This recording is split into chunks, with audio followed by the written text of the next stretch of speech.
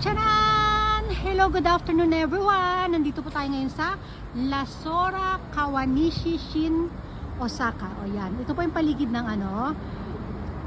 nasa harapan po tayo ng train station po ito, malapit dito sa sa Kawanishi. Ayan, yung Lasora Mall po yan guys. Ayan mall.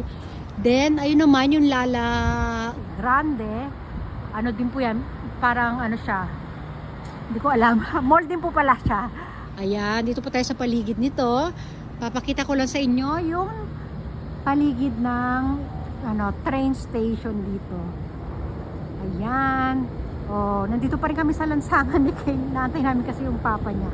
Oh, ito po yung mga flower dito sa Papakita ko lang sa inyo ha. Ayan, palibot yan dito ng Lasora. Hindi na nga, may kasi. Ito. Yan, di ba? Iniwanan ko muna si Kane sa gilid. Yan meron dito cat. Yan siguro yung amo niya. Hindi natin alam po anong kwento, pero yan na, alam niyo naman, tayo mahilig tayong gumawa tayo ng kwento. Di ba? Ito po yung entrance ng Lasora Kawanishi. Ayan, di ba?